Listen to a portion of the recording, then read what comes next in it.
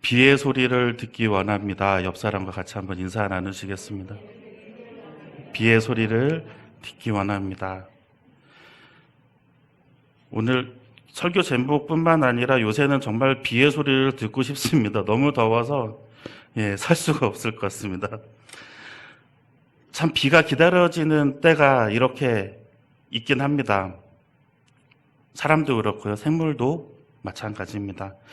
모든 생물이 살아가는데 가장 필요한 것이 어떤 것일까요? 물론 공기겠죠. 산소나 여기 대기 중에 있는 공기가 없으면 채 10분을 우리가 살지 못하고 생명을 잃게 됩니다. 다음으로 필요한 것이 바로 물입니다. 다른 음식물은 먹지 못해도 꽤 오랜 시간, 며칠 정도, 그리고 막 40일 금식기도 하시는 분들 보면 물과 소금만 가지고도 40일 동안 이렇게 금식하시면서 이렇게 기도하시는 분들도 있긴 하지만 물은 3일 정도 마시지 못하면 정말 치명적인 그런 상태까지 이르게 됩니다. 기억하실지 모르겠습니다. 몇 년 전에 우리나라에 엄청난 가뭄이 있었습니다. 바로 2016년 12월부터 다음해 6월까지 한반도에 평년의 3분의 1 정도의 강수량이 내려서 정말 심한 가뭄에, 그래서 온 나라가 난리가 난 적이 있습니다. 저수지들이 바닥을 드러내고 농작물들은 말라가면서 그런 막 뉴스나 이런 영상의 사진들을 보여줄 때 저도 정말 난리구나 하는 생각을 했습니다. 그때 저도 한번 지방에 선배 목사님을 찾아뵈러 가는 길에 경기도에 있는 반월저수지라고 하는 곳 근처를 지나가게 되다가 궁금했어요. 그래서 여기를 한번 들러보자 하고 반월저수지를 들어가 봤더니 그 반월저수지가 엄청나게 안산에서 큰 저수지입니다. 거기 저수량이 진짜 어마어마한 그런 저수지인데 가운데에 정말 사람이 한 발목 정도 들어갈 만한 웅덩이만 남겨두고 나머지는 싹 다 말라버렸어요. 물론 이제 그 논에다가 물을 대기 위해서 물을 뺐던 것도 있겠지만 저수지가 그만큼 말랐던 적은 제가 봐서 처음이었을 것 같습니다. 마르다 못해 끝쪽에 있는 쪽은 막 갈라져서 정말 이게 원래 저수지 바닥이었냐라고 생각이 들 정도로 먼지가 막 풀풀 날리고 물기조차 하나 남아있지가 않는 상태였습니다. 그때 정말 이게 보통 일이 아니구나라는 생각이 들었습니다. 솔직히 도시에 살면 가뭄에라는 거는 별로 이렇게 실감이 들지 않습니다. 수도꼭지 틀면 물 나오고요. 한강 가면은 그래도 물이 찰랑찰랑 있습니다. 그러니까 가뭄하면은 그렇게 마음에 그리고 이렇게 피부에 와닿지는 않았지만 우리 원통교회 성도님들은 아마 그때 가뭄 생각하시면은 그 기억이 새록새록 나시고 또 그때의 힘들었던 생각도 아마 드실지도 모르겠습니다. 그런데 우리나라의 그 6개월 정도의 가뭄도 이렇게 큰 피해와 고통이 있었을 텐데 3년 동안 땅에 비가 내리지 않았다면 어떠하시겠습니까? 반년 정도의 가뭄으로 저수지가 말랐으니까 한 3년 정도 비가 한 방울도 내리지 않았다고 하면 아마 우리나라에 있는 강이랑 강은 다 말랐을 것 같아요. 농작물에게 줄 물은커녕 우리가 마실 물도 없을지도 모릅니다. 그런데 이렇게 생각해 보면 지금도 이상한 나라에 살고 있지 않습니까? 불과 한 20년 얼마 전까지만 해도 물을 사 먹어라고 생각하는 사람들이 있으셨잖아요. 근데 이제 생수를 사 먹습니다. 물값이 어마어마하게 올라갑니다. 3년 동안 가뭄이 생기면 물값도 정말 엄청나게 뛰겠죠. 그런데 비싸서 못 사 먹는 게 아니라 아마 없어서 못 사 먹을 거예요. 씻을 물도 없습니다. 위생이 온전하지 않으니 전염병 같은 것도 많이 생기겠죠. 정말 나라의 초비상 상태가 아닐까 합니다. 나라에서 계속 외국에 물을 빌리러 다니고, 물을 사오러 다니고, 막 바닷물을 막 증발시켜서 아니면 공기 중에 있는 물을 어떻게든 만들어내는 또 방법들도 연구할 거고요. 참다 못한 국민들은 또 폭동을 일으킬 수도 있습니다. 가난한 사람들은 또 물을 구하지 못해서 죽어갈 거고요. 어마어마한 재앙이 생기게 될 겁니다. 오늘 우리가 읽은 본문 말씀의 배경이 그렇습니다. 왜 가뭄이 생겼을까요? 하나님께서 패악해진 이스라엘에게 비를 내리지 아니할 것을 선언하셨기 때문입니다. 성경 말씀 한번 보시겠습니다. 열왕기상 17장 1절의 말씀입니다. 화면을 한번 보시면 될 겁니다. 열왕기상 17장 1절의 말씀, 이 말씀을 같이 한번 읽어보겠습니다. 길르앗에 우거하는 자 중에 디셋 사람 엘리야가 아합에게 말하되 내가 섬기는 이스라엘의 하나님 여호와께서 살아계심을 두고 맹세하노니 내 말이 없으면 수년 동안 비도 이슬도 있지 아니하리라 하니라. 아멘. 비도 이슬도 내리지 않겠다고 하나님이 엘리야를 통해서 아합 왕에게 찾아가서 선언하셨습니다. 얼마 동안이라고 이야기도 안 하십니다. 그냥 수년 동안. 왜 그렇게 하셨을까요? 바로 이 아합 왕 때문입니다. 열왕기상 16장 30절에서 33절까지의 말씀입니다. 함께 읽겠습니다. 여기 화면 좀 보여주세요. 오므리의 아들 아합이 그의 이전의 모든 사람보다 여호와 보시기에 악을 더욱 행하여 느밧의 아들 여로보암의 죄를 따라 행하는 것을 오히려 가볍게 여기며 시돈 사람의 왕 엣바알의 딸 이세벨을 아내로 삼고 가서 바알을 섬겨 예배하고 타마리아에 건축한 바알의 신전 안에 바알을 위하여 제단을 쌓으며 또 아세라 상을 만들었으니 이는 그 이전에 이스라엘의 모든 왕보다 심히 이스라엘 하나님 여호와를 노하시게 하였더라. 아멘. 그는 이전에 이스라엘의 모든 왕보다 심히 이스라엘의 모든 왕보다 심히 이스라엘 하나님 여호와를 노하게 하셨더라.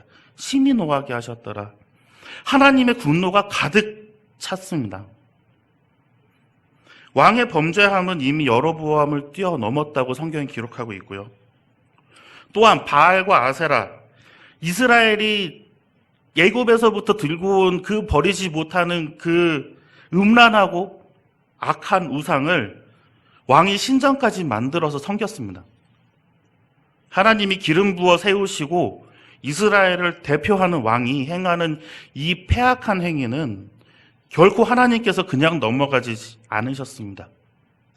그리하여 수년 동안 비를 내리지 않게 하시는 그런 고통을 결정하신 겁니다. 이후로 성경은 이 3년을 성경 한 장으로 뛰어넘었지만 이스라엘 백성들에게 이 3년은 너무나도 고통스럽고 잔인한 시간이었을 겁니다. 하늘을 마주하면서 불타고 있는 땅을 탄식하고 있는 사람이 있었을 거고요. 농작물을 아무리 가꾸어도 소산이 나지 않아서 눈물을 뿌리는 사람들이 있었을 거고요. 나의 생명도 이제 끝이구나 하면서 자포자기하는 사람들도 생겼습니다. 이 땅에서 울부짖는 사람들의 소리를 들으시면서 하나님은 찢어지는 마음으로 때를 기다리시는 겁니다. 3년 후에 하나님의 분노의 대변인으로 엘리야가 바알 선지자 450명과 마주합니다. 우리가 너무도 잘 아는 그 대목입니다. 엘리야 1명 대 바알 선지자 450명이 이제 하늘에서 비를 뿌리기 위해서 제사를 지냅니다. 바알 선지자 450명이 하루 종일 칼과 창으로 자신을 자해하면서까지 제사를 드렸지만 제단에는 불이 내리지 않았습니다. 근데 오히려 엘리야가 수축한 제단, 그 제단에 제물은 물론 물을 도랑까지 흐를 정도로 흠뻑 적셨던 그 제단에, 그곳에 여호와의 불이 내려져서 물까지 살라버리십니다.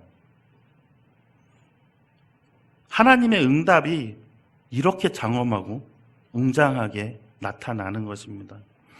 온갖 더럽고 추악한 모습의 바알 선지자들과는 다르게 하나님은 엘리야의 부름에, 엘리야의 제사에 즉각 응답해 주셨던 겁니다.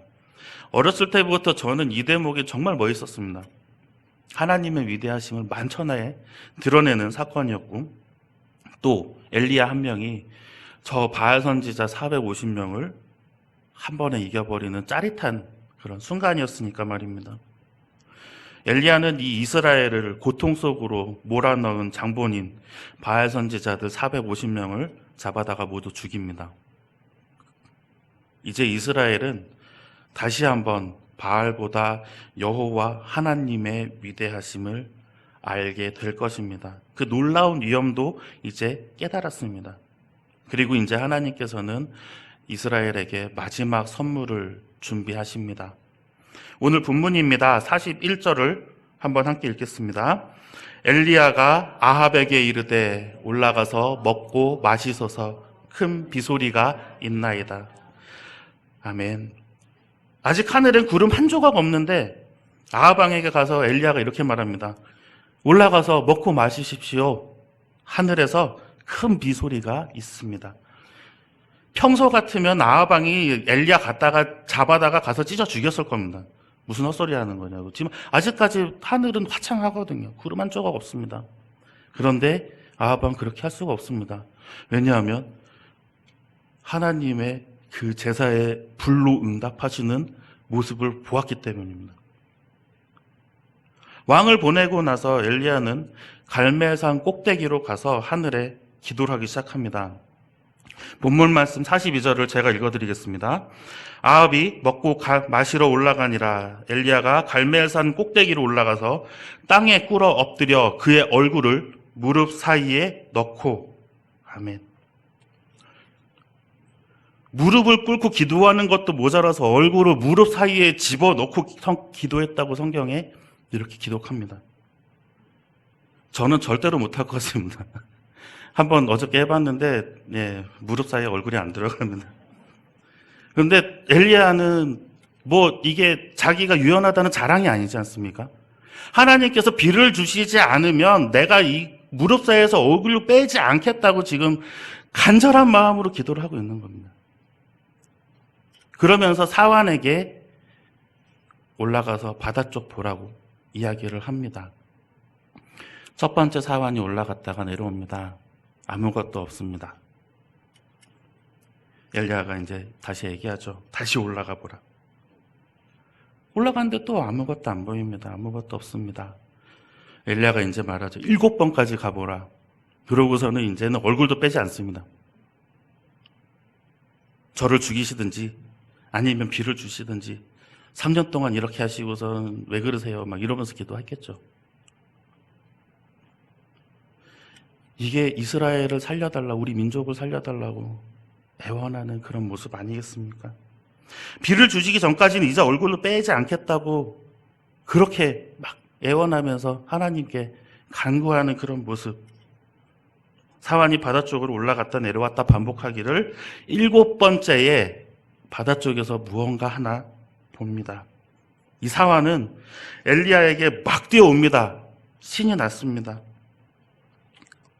제일 큰 것은 이스라엘이 진정 원했던 것, 그 기쁨일 것이고, 또 하나는 이제 다시는 안 올라가도 되니까 이제 신나서 내려왔을 겁니다. 이 사환이 엘리야에 가서 이렇게 이야기합니다. 바다에서 사람의 손만한 작은 구름이 일어나나이다.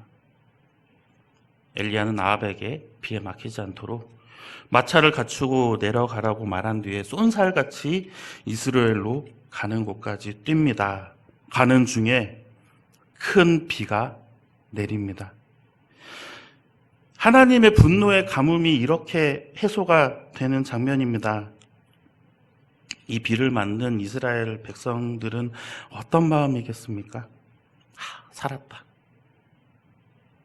몇 년 만에 고통이 해소되는 그런 정말 감격의 순간입니까? 얼마나 고맙고 막 눈물이 앞을 가리지 않겠습니까? 떨어지는 빗방울에 몇 년간 애타는 마음과 막 고생했던 그런 기억들이 막 생각나면서 막 눈 녹듯이 자기의 마음도 막 사그러져 내려갔을 겁니다. 말로 설명할 수 없는 이 기쁨과 환희의 순간입니다. 이렇게 하나님께서 이스라엘에게 내렸던 가뭄은 3년 만에 비로소 해소가 됩니다. 우리는 지금 코로나 시대를 겪고 있습니다. 언제 끝날지 모르는 참담한 시기죠. 잠잠해졌다 싶으면은 또 위기가 닥쳐오고 또 백신을 이제 맞기 시작했다 했더니 또 변이 바이러스로 일상생활이 과연 언제였는지 기억도 나지 않는 그런 것 같습니다. 확진자들은 늘고 있고 또 그 와중에 또 사망자들도 생깁니다. 이제는 국민들이 방역에 대한 또 경각심도 점점 사라져가고 있는 것도 같습니다. 교회 자리로 나와서 예배를 드리지 못하는 성도들도 생기고 그로 인해 생기는 영적 가뭄도 심해지고 있습니다. 하지만 성도 여러분, 코로나 전부터 우리는 영적 가뭄을 겪고 있었습니다. 교회에 대한 인식이 또 나태했던 신앙생활이 우리가 할 수 있었음에도 우리가 겪지 않을 수 있었음에도 불구하고 우리가 스스로 가뭄을 만들었습니다. 하나님께 아무렇지도 않게 예배 드릴 수 있음에도 불구하고 신앙생활을 할 수 있었음에도 불구하고 우리는 그렇지 않았습니다. 서로 갈등하고 반목하는 가운데 교회에 대한 신뢰도 많이 떨어졌습니다. 예배의 자리에서 은혜와 감동이 넘쳐남에도 불구하고 우리는 예배에 집중하지 않았습니다. 은혜를 갈구하지 않습니다. 자신이 처한 환경에만 원망하며 하나님께서 베푸신 것들, 그런 것들에는 감사하지 않았습니다. 예수님께서 땅끝까지 복음을 전하고 이웃을 내 몸과 같이 사랑하라 라고 하신 그런 명령도 우리는 지키지 못했습니다. 항상 기도하면서 하나님의 뜻을 간구하고 성령의 이끄심대로 살아가야 함에도 불구하고 우리의 삶은 어떻습니까? 한국교회가 지역을 돌보지 아니하고 교회의 담을 높게 쌓아두었습니다. 찬양으로 마라나타, 아멘 주 예수여 어서 오시옵소서 이렇게 찬양을 함에도 불구하고 만약 내일 하나님께서 예수께서 오신다 그러면 예수님 앞에서 우리가 과연 뭐라고 얘기할까요?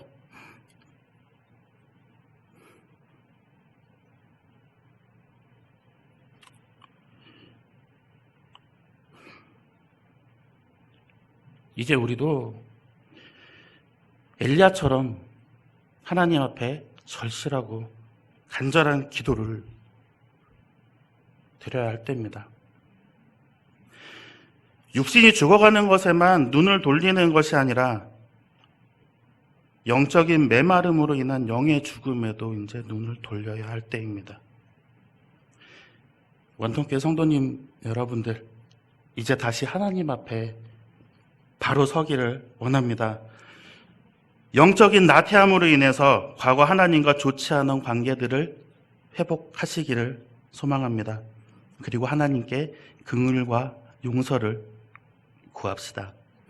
또 이 세대를 본받지 말고 더 하나님과 가까워지는 다음 세대를 위해서 기도합시다. 우리가 바라보아야 할 비는 코로나가 끝나는 비의 소리가 아닙니다. 코로나를 넘어서서 하나님께서 이 땅에 내리시는 용서와 긍휼의 비를 간구해야 합니다. 또 하나님의 뜨거운 성령의 비를 간구해야 합니다. 다시 한번 부흥의 물결이 몰아치기를 간구하면서 가슴을 치며 기도를 해야 할 때입니다. 그래서 성령이 충만한 교인들, 이 땅에 빛과 소금의 역할을 감당하는 교회가 되기를 기도해야 합니다. 예배의 자리로, 그리고 기도의 자리로, 그리고 자신이 있는 어떠한 모습에서도 하나님과 동행하는 그리스도인의 모습으로 돌아서서 엘리야의 절실함과 그런 진심이 담긴 간구함으로 비의 소리를 듣는 원통교회 성도님들 되시기를 간절히 소망합니다.